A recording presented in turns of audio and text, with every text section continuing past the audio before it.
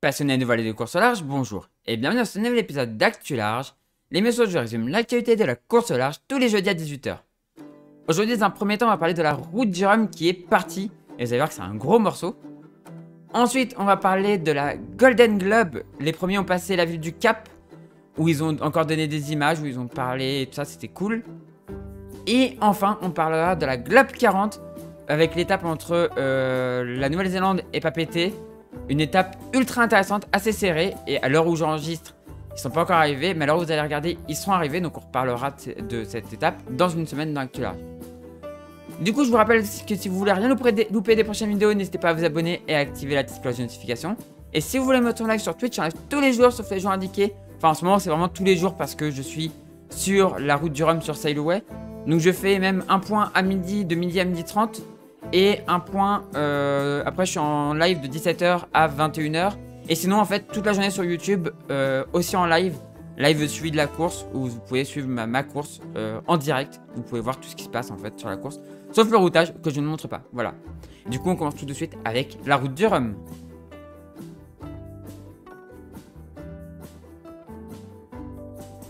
C'est une route du Rhum historique à laquelle on assiste, puisque c'est la première fois que la route du Rhum a été retardée, que le départ de la route du Rhum a été retardé.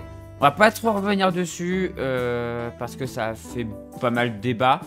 Ça a fait pas mal de débats entre ceux qui pensent qu'il faut laisser aller et c'est les marins qui prennent leurs responsabilités, et ceux qui pensent qu'il fallait pas y aller. Voilà. J'ai pas trop envie de donner mon avis parce que, alors certains le connaissent. Mais c'est tellement sujet à embrouille avec tout le monde que je préfère pas donner mon avis, voilà. Et je vous demande de respecter ça. Mais voilà, après une décision de comité de course ne se discute pas. Enfin, c'est pas que ça se discute pas, selon moi, mais c'est que bah une fois que ça a été décidé, c'est décidé quoi. Et point, on passe à autre chose. Mais après on peut avoir un avis, et des fois on peut aussi dire que voilà, on aurait préféré autrement quoi. Et je connais des gens qui auraient préféré autrement. Mais voilà, malheureusement le départ a été retardé, c'est pour ça que j'ai pas pu être au départ, voir le départ réel. Et on va voir du coup ce qui s'est passé dans ces premières heures de course. Alors, attendez, hop, c'est parti un peu vite là. Donc le départ du coup du Cap Fréhel avec des conditions de la pointe du Gouin, pardon, avec des conditions au près, un peu de clapot. Les ultimes ils sont bien partis. Alors les Ocean City ils sont pas trop fait larguer. On voit les bateaux derrière. Malheureusement c'est là où il y a commencé à avoir les premières casses. Notamment bientôt la collision entre DMG Mori et un autre IMOCA qui entraîne l'abandon de DMG Mori, donc de Kojiro Shiraishi. L'autre IMOCA, à l'heure où j'enregistre, il est 13 h 30, j'ai pas d'infos. Et on voit du coup Gitana qui passe en tête devant Banque Populaire, donc chez les ultimes. Derrière, on a SVR qui tient bien, alors qui était très bas sur le cap, sur le premier bord. Il était très bas, on a l'impression qu'il avait du mal à faire du gain au vent. Mais là, à l'heure actuelle, ça a l'air d'aller mieux. Et on voit Yuzo Yann dernier qui va faire malheureusement escale. Et Thomas Coville qui malheureusement a eu un problème pour virer de bord. Il avait du mal à virer de bord. Et du coup il s'est retrouvé au Cap Fréhel, un peu à l'arrêt, obligé d'empanner pour pouvoir passer. Enfin c'était compliqué. C'était compliqué pour lui. Le bateau, je sais pas. Je sais pas à quoi penser de ce bateau vraiment. Et on voit que derrière c'est la foire d'empoigne. Hein. Avec beaucoup de rappels, pas de rappels habituels, mais des pénalités pour des gens qui ont mordu la ligne. Notamment chez les classes 40 où ils se poussaient tous sur la ligne, ils se sont tous fait dégager sur la ligne par le courant et tout. C'était n'importe quoi. Chez les ultimes, il y a Gitana qui aurait mordu. Alors ils ont contesté, donc on verra ce que va dire le comité de course. Il y a eu des pénalités aussi chez les Rhum Multi, chez les Rhum Mono, je crois. IMOCA, je suis pas sûr. En classe 40, il y a eu Johan Richomme par exemple, un des grands favoris. Et là, juste à ce moment-là, donc là on voit que les ultimes se barrent. Et à ce moment-là, c'est la guerre au niveau de... Alors les Ocean City pareil ont réussi à passer, mais c'est la guerre au niveau de Fréhel. En fait, le courant s'est renversé, donc le courant en fait les empêchait de passer. Et le vent pareil était contre eux. Donc en fait, ils ont tiré des bords carrés à essayer de passer, à se battre pour essayer de passer. Charlie a réussi à passer, derrière ça suivait pour certains, mais pour d'autres c'était plus compliqué.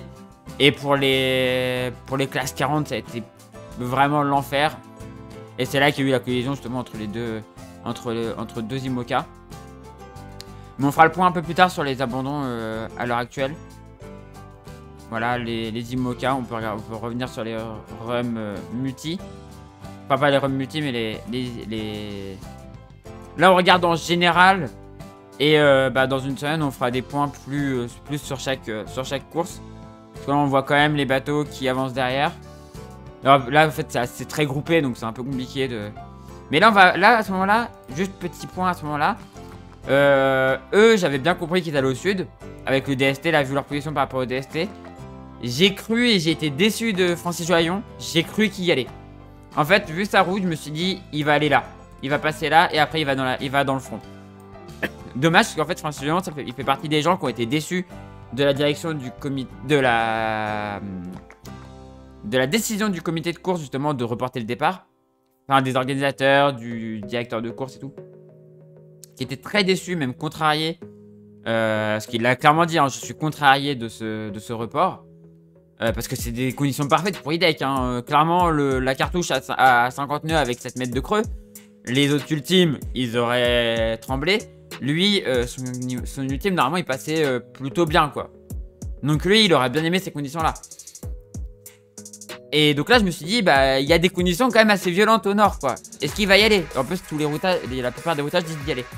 Et malheureusement, je trouve, il a continué à suivre. À ce moment-là, il y a Use It Again. Donc là, on voit qu'il fait une route au large. Il a tapé une bouée. Alors, je sais pas comment il a réussi à taper une bouée parce que avec toutes les cartes électroniques qu'on a maintenant, la position en direct, il a réussi à les taper une bouée. Mais je comprends pas. Je comprends pas comment il a fait en fait. Parce que c'est même pas une bouée dérivante. C'est ça le truc, c'est que c'est même pas une bouée dérivante. En fait, il voulait trouver une bouée. Dès ce qu'il a raconté, j'ai du mal à me dire que... Voilà. Il voulait trouver une bouée.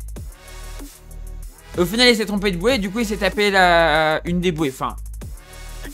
C'est assez bizarre son histoire. Elle est assez bizarre son histoire. Donc, je sais pas. Je sais pas quoi en penser, mais assez bizarre comme histoire. Parce que maintenant, avec les positions vraiment précises à l'électronique, ou alors est-ce qu'il avait un problème d'électronique, j'en sais rien, mais bizarre quoi. Et donc à ce moment-là, on voit que les ultimes plongent au sud, prennent l'option centre, donc à l'orthodromie. Chez les Ocean 50, pareil, tout le monde va au sud. Chez les IMOCA, il y a un seul bateau qui part au nord. Excusez-moi, j'ai des petites cannes et tout. Il y a qu'un seul bateau qui va au nord, c'est le Louis-Duc. On a l'impression à ce moment-là que Boris Herman est tenté, mais vu sa route, il est vraiment sur le DST. Soit il est là-bas et il passe au nord, soit il va au sud, et vous allez voir qu'il va au sud. Et après, à ce moment-là, chez les autres classes, on n'a pas encore de... On sait pas encore, quoi. Alors, en ROM multi, si on voit que tout le monde va au sud, hein, vu l'orientation de leur cap.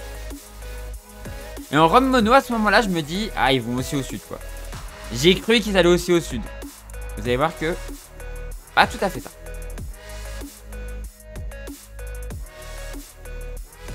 Et limite j'étais déçu, tu vois. Si tous les ROM mono allaient au sud, j'étais déçu parce que... voilà. J'en dirai pas plus, mais voilà, j'aurais été déçu. Et voilà, on va regarder la situation actuelle. Et notamment chez les ROM mono. Parce qu'il y en a un qui fait rien comme tout le monde. Voilà. Wilfried s'est dit, bon, si je les suis, je vais me faire chier, quoi. Vraiment. Non, il a pas dû dire ça, mais... les conditions au nord sont bonnes pour critères. Donc il est parti au nord. Là il m'a fait peur parce que cap plein nord comme ça j'ai eu un peu peur. Et en fait non, c'est juste qu'il a décidé d'aller au nord. Donc à 5 nœuds 9 à ce moment là. Le seul problème c'est qu'il a été un peu ralenti par le courant à la sortie de la Manche. Mais parce que il était plus loin des côtes. Mais par la suite ça va mieux quoi. Ça va mieux. Si on regarde la situation, on va revoir la situation là. On voit, de toute façon on les voit un petit peu les autres bateaux. On voit Wilfried qui est juste là.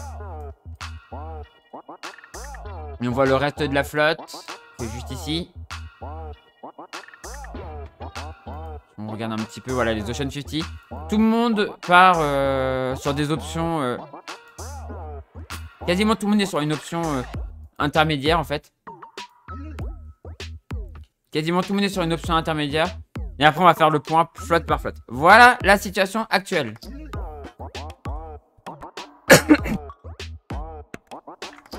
Excusez-moi. Voilà la situation actuelle. On a Charles Caudrelier, du coup sur Gitana qui est en tête. Avec pour objectif d'aller franchir le front ici. Et ensuite, il y aura une petite bascule. Pour normalement aller chercher un deuxième front et après pouvoir plonger au sud quoi.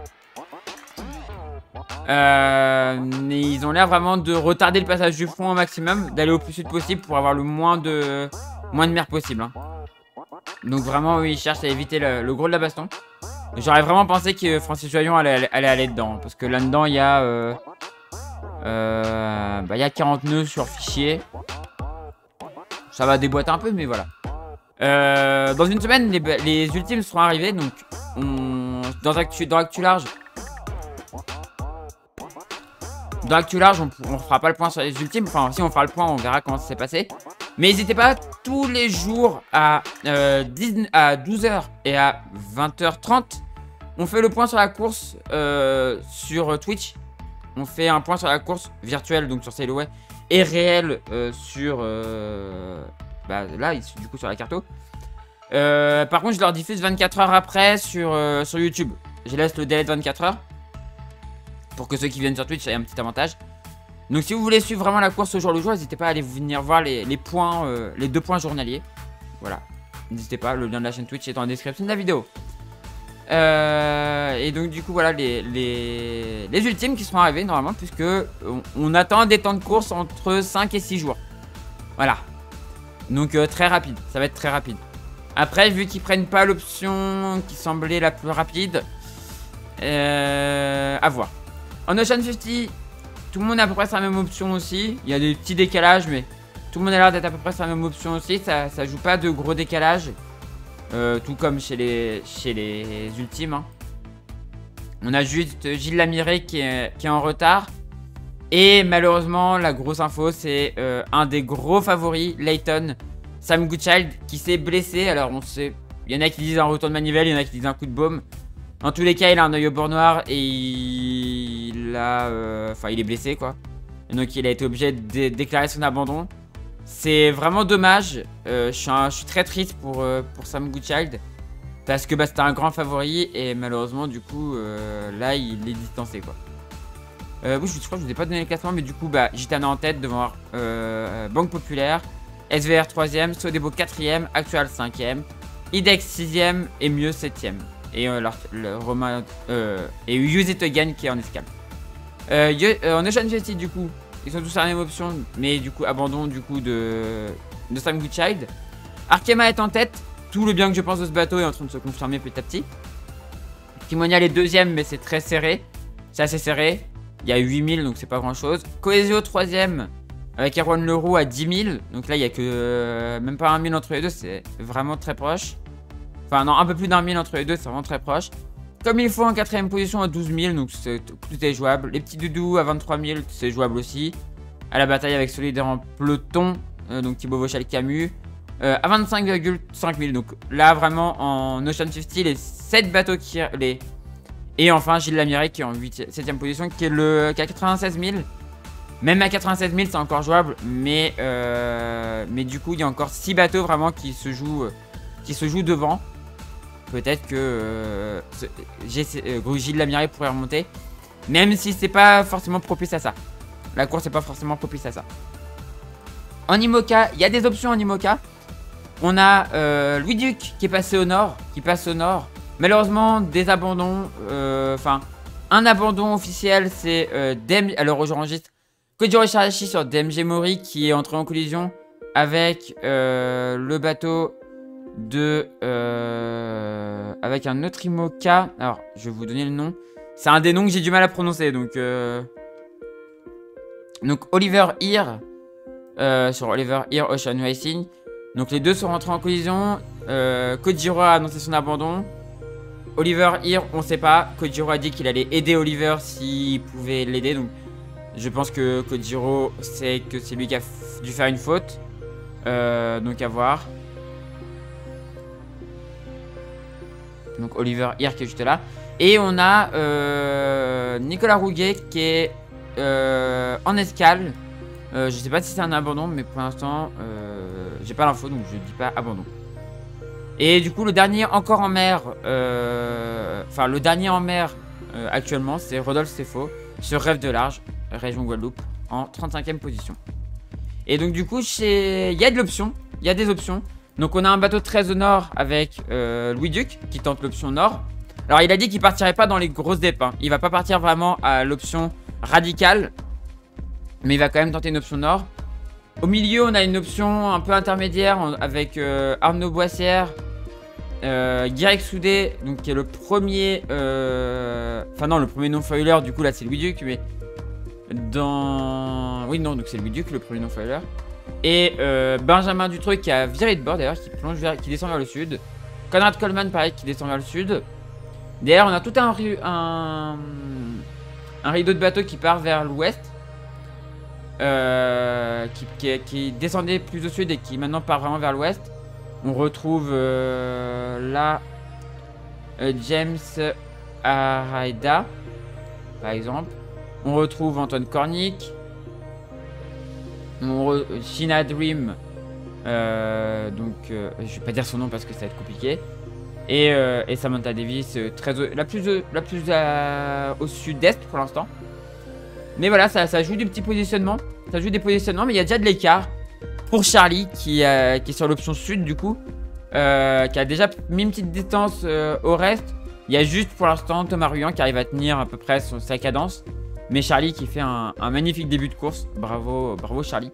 L'objectif, bah, comme pour les Ocean 50, comme pour les Ultimes, c'est d'aller franchir le front. De choisir l'endroit où on va franchir le front. Louis a l'air de vraiment choisir d'aller, alors pas au plus fort, mais quand même assez nord. Eux ont choisi d'aller plus au sud, donc dans une mer plus calme. Mais techniquement qui risque d'être un peu moins rapide. Même si sur mer plus calme, est-ce que le fait que la mer soit plus calme, ça va compenser le fait que la stratégie est un peu moins rapide? On sait pas. On sait pas.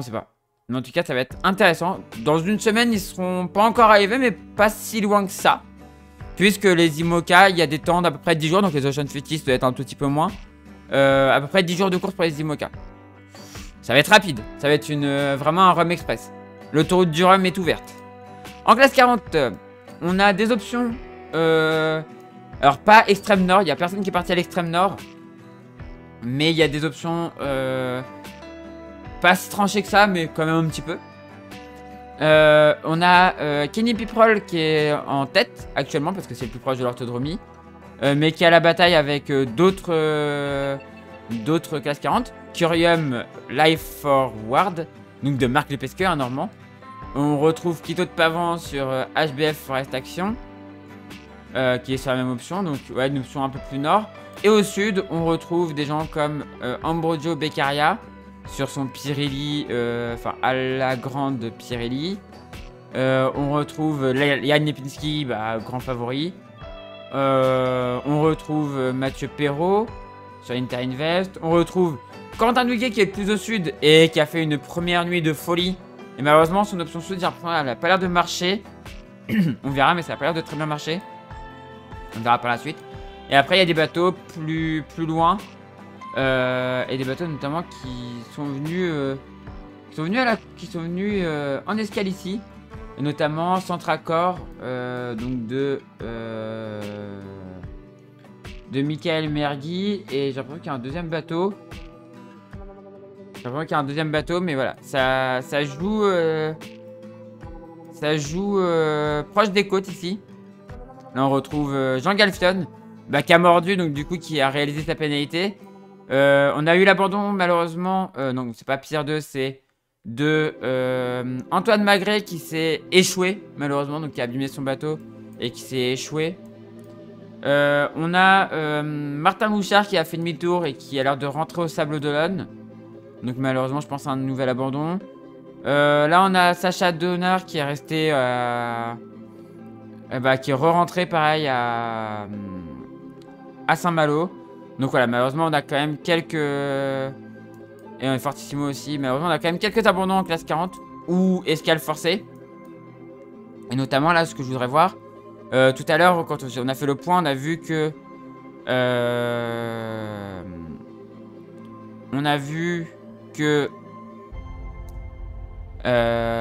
Pierre-Louis Atouel, voilà. Et Pierre-Louis qui est aussi en escale à Camaret. Alors, je pense qu'il a une petite avarie. J'espère que c'est pas un abandon pour Pierre-Louis. On espère vraiment. Mais pour l'instant, j'ai pas l'info. Donc voilà, des options. Pour tout le monde, pareil, l'objectif c'est d'aller franchir le front. On espère que ça va bien se passer parce qu'il y a déjà pas mal de casses. On espère que ça va bien se passer et on va bien évidemment suivre ça. En Rum Multi, du coup, on passe chez les Rum Multi. Jess, que j'attendais, hein, et que j'en ai parlé dans mes présentations des Rum Multi. Un bateau que j'attendais, bah il est en tête. Avec une belle avance sur la suite. Sur la suite des bateaux. Flo est assez distancé. Je suis assez étonné de le voir assez loin. J'essaie de le retrouver, mais Flo il doit être par ici. Là il y a Happy, Moxie, Interaction, We Explore. Il doit être sur l'option sud. Oui, il est là. Flo qui est sur l'option sud. Donc il tente d'aller se mettre à l'abri du front, je pense. Donc en allant jouer ici, ils vont essayer de se mettre à l'abri du front. Alors qu'on voit que par exemple, Jess va aller dans le front. Donc là c'est pareil, là c'est route plutôt très conservatrice. Et là des mecs qui vont aller dans le front. Et notamment Jess avec son bateau assez rapide. Mais est-ce qu'il sera assez solide? On ne sait pas. Et malheureusement l'arrêt de Pier 2. Oui c'est ça, je crois que c'est... Oui ça c'est de Pier 2. Je suis pas très étonné malheureusement pour lui. Je suis pas extrêmement étonné. Et Rayon Vert qui a malheureusement abandonné parce que la grande voile est déchirée. Et après on voit que derrière il y a les catamarans qui sont un peu moins bons que les trimarans. Enfin voilà. Mais ça va jouer des belles options. Et on passe maintenant, on finit par les Rum Mono. Grosse présentation hein, 21 minutes je sais, c'est long mais c'est comme ça. Et où là ça joue des grosses options. Enfin il y en a un qui tente une grosse option et les autres qui sont un peu plus conservateurs. Donc c'est Jean-Pierre Dick qui est en tête actuellement, suivi par Catherine Chabot sur son vieil IMOCA et Wilfried qui tente une option nord sur critères. Ça m'étonne pas venant de lui. Je suis pas du tout étonné. À voir si ça marche. J'espère que ça a marché pour lui. Et Willy Pissinte qui est quatrième. Mais voilà, tout le monde a l'air d'être parti sur des options plutôt intermédiaires. Sauf Wilfried qui part sur une option plus extrême. Donc qui va se faire bien rincer. Mais ça peut être très payant. Ça va être très intéressant. Maintenant l'objectif pour tout le monde là c'est d'aller chercher l'autre côté du front. Si Wilfried passe bien, je pense que derrière le front il peut mettre de la distance hein. Je pense que s'il passe bien le front il peut mettre de la distance. Donc ça va être très intéressant à suivre. Voilà. Dans une semaine il y aura la suite. On va regarder un peu la météo quand même. C'est vrai qu'on peut mettre la météo. Donc comme vous pouvez le voir, on a parlé du coup des options. Mais là c'est assez groupé donc on peut regarder comme ça. 21h comme vous voyez en fait la dépression en fait remonte vers le nord. Non pas 27h, 15h voilà. Vous voyez cette grosse dépression là qui va concerner un petit peu Wilfried. Son idée en fait c'est d'aller chercher ça pour pas tomber là-dedans. Plus tu vas être sud, plus tu as de risque de tomber là-dedans. Donc Wilfried en fait son idée c'est de pas trop tomber là-dedans. Mais du coup il va prendre cher quoi. Il va prendre cher mais derrière il devrait être pas mal. Puisque derrière en fait après il y a un nouveau front. Donc ça c'est premier front. Ensuite deuxième front. Celui qui chope le premier ce front là. Je pense qu'il y a moyen de s'envoler. Et Wilfried est pas mal parti pour essayer d'être le premier à le choper quoi. Je pense. En ultime hein. Enfin pas en ultime mais en Rum Mono. Et on voit que derrière, alors ce gros front là par contre j'espère qu'il va pas aller dedans. Parce que là il y a une grosse dep. Elle est très violente celle-là, il y a plus de 50 nœuds dedans. Mais je pense qu'il va plutôt aller jouer par là. Il va plutôt jouer dans cette zone là. Donc il va quand même avoir du vent fort mais un peu moins. Et je pense que bah, par contre les autres ils seront les bateaux les plus rapides, donc les ultimes et tout, ils iront jouer plutôt ici quoi. Ils seront plutôt dans les options plus au sud. Ils auront chopé des flux plus au sud. Et ensuite, pour beaucoup, l'objectif ça va être de venir choper cette porte là, ce petit passage là pour après rentrer dans les alizés. Qui sont assez établis d'ailleurs. Ça faisait longtemps qu'on n'avait pas eu des alizés aussi établis. Ça fait plaisir. Ça fait très plaisir. Et voilà, on voit 84 heures. Il y a des dépressions qui se succèdent. Et la porte là se referme. Donc ça passera pas pour les. Ça passera pas pour les rum mono, je pense pas. Ça passera peut-être même pas pour les classes 40, 84 heures. Donc ça passera peut-être que pour les. Peut-être pour les IMOCA. Alors je suis désolé, il y aurait eu une coupure, mais c'est juste que j'ai Sailowed allumé en même temps et j'avais le bateau couché. J'ai mon bateau qui s'est couché, donc bah là j'ai été obligé de régler rapidement. Mais du coup je disais que ouais, je pense que les Ocean City ça devrait passer, peut-être les IMOCA, les ultimes. Par contre derrière, classe 40, Rum Mono, Rum Multi, je pense pas que ça passera. Et donc il faudra qu'ils aillent chercher, je pense, plus loin dans l'ouest, voilà. Normalement je pense vraiment qu'il y a moyen que toutes les classes battent le record de l'épreuve. Et donc on va continuer à suivre cette route du rhum. Donc on voit les dépressions après qui s'enchaînent. Et en fait il y a un passage qui s'ouvre ici quoi. Le passage après il est ici pour entrer dans les alizés. Et ce qui est bien c'est que derrière en fait c'est un bord de reaching pour arriver en Guadeloupe. Et ce qui va être favorable à pas mal de bateaux. Donc ça va être cool. Mais voilà. Mais en tout cas ça va être super intéressant à suivre. Beaucoup de classes devraient pouvoir être devant. Beaucoup de classes devraient pouvoir battre le record, surtout de l'épreuve. Et on va bien sûr continuer à suivre ça dans une semaine dans Actu Large. On se retrouve là où on s'était quitté sur cette Golden Globe Race avec Simon Curven toujours en tête. Et derrière c'était assez... il y avait quand même un peu d'écart, mais on a quand même un beau retour de Damien. Beau retour de Damien Guillou là, qui revient assez fort. On avait eu assez peur à cause de ses petits problèmes. Là on a Bernard Tessier et là on a Jean-Luc Van Hedded que j'ai eu la chance de pouvoir croiser et même limite rencontrer sur la route du rhum là.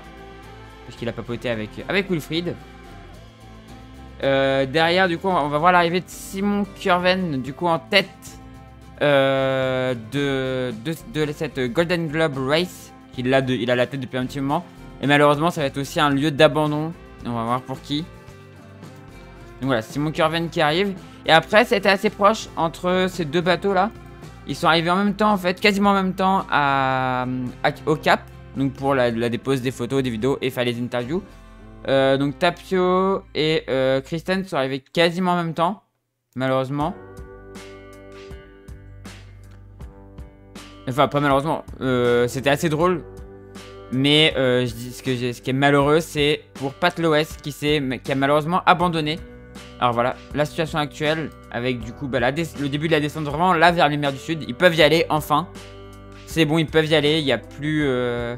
Alors il y a une zone interdite quand même. Hein. Ils ont quand même une zone interdite, c'est-à-dire qu'ils peuvent pas aller en dessous du 44 degrés sud. C'est très nord je trouve. C'est très très nord. Mais c'est-à-dire qu'ils peuvent pas aller dans les Kerguelen et tout, d'accord. Ok. Dommage ça enlève un... Enfin... C'est bien pour la sécurité, mais c'est dommage parce que du coup c'est... Ouais, 44 sud, ça va, tu peux quand même ressentir un peu les mers du sud, mais voilà quoi. Et donc voilà, à ce moment, donc Pat Loès qui a abandonné suite à un problème de girouette. Et on a Ambaltomi qui est actuellement en train d'arriver à l'heure où j'enregistre, donc il est actuellement 13h13. Qui est en train d'arriver au Cap. Damien Guillou va y arriver dans les prochaines heures. Et on voit que du coup les autres descendent vers les mers du Sud. Et derrière il y a de l'écart. On retrouve Ertan Bescard et Jérémy Bascho un peu plus loin. Elliot Smith un peu au centre ici. Ils ont rajouté un ancien bateau sous Hailey. C'est bien, ils rajoutent des nouveaux bateaux de l'époque. Yann Eber-Jones qui est au milieu de l'Atlantique, comme Arnaud Guest, mais qui a aussi, qu'ils ont les deux réussi à passer Guy Waite, donc c'est plutôt cool. Mais ils sont encore au milieu de l'Atlantique, quasi, à peu près. Donc pour eux, le cap, c'est encore très loin. Il y a quand même un énorme écart entre les premiers et les derniers. C'est assez fou. C'est assez fou. La météo pour les prochains jours. On va regarder du coup sur... On va regarder ça ici. Si ça veut bien charger. Voilà la météo pour les prochains jours. Donc Simon Curven va essayer d'aller chercher vraiment les mers du sud. Mais le problème c'est qu'il va être vraiment gêné, je pense, par par la porte des glaces, quoi. Enfin par la zone interdite. Derrière c'est la molle pour les autres. Heureusement que Damien a réussi à s'en sortir. Mais derrière ça va être la molle pour les autres. Ça va être très compliqué de revenir. Et si on regarde l'évolution de la situation... Ah, c'est toujours de la grosse molle. Ça va pas être facile là pour Elliott Smith. Pour tous ces bateaux là, Arnaud Gas et tout, ça va pas être facile, hein. Ça va être très dur de rejoindre le cap. Alors que plus au sud, bah ça... Ils vont commencer à jouer avec les dépressions, quoi. Il va falloir descendre de 13... Bah non, ils pourront pas descendre assez sud pour prendre les dépressions dans le bon sens. Ouais, il va falloir jouer avec les limites ici, quoi. Je pense que ça va aller jouer à la limite des portes des glaces. En jouant avec ces dépressions là qui passent. Il y en a même qui ont l'air assez fortes. Là c'est quand? C'est le 13 novembre. Donc après-demain, ouais, lui il l'aura. Derrière ils l'auront pas, je pense pas. Ils la verront peut-être passer, mais ils auront pas... De toute façon, les dépressions sur ces bateaux là passent, mais ils les chopent pas, hein. Ils les subissent.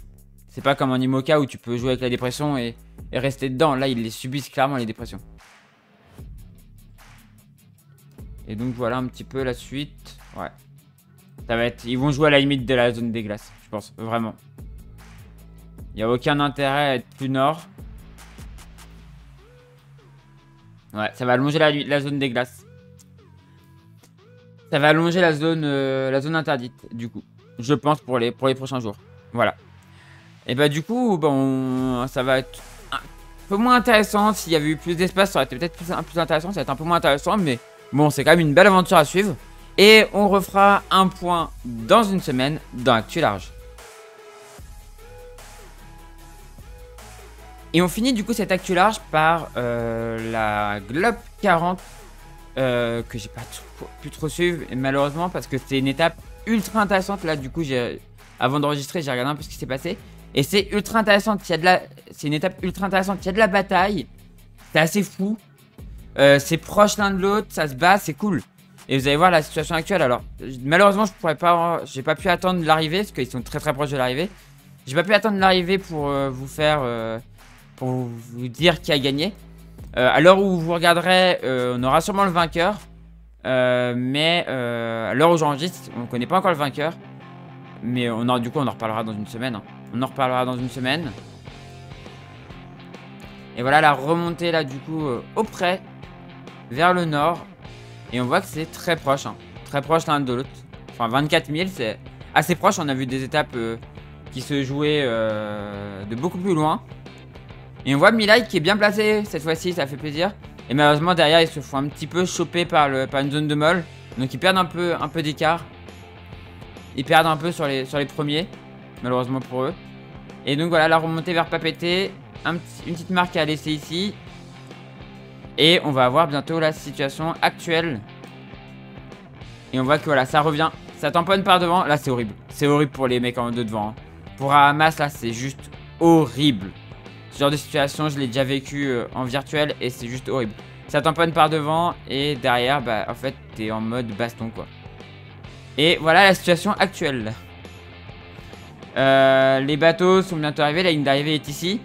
Enfin, la situation actuelle où j'enregistre, c'est-à-dire 13h20. Malheureusement, je peux pas attendre leur arrivée parce qu'ils sont à 8 nœuds 8. Et ils sont marqués comme étant à 14 000 de l'arrivée. Donc environ 2 heures de l'arrivée.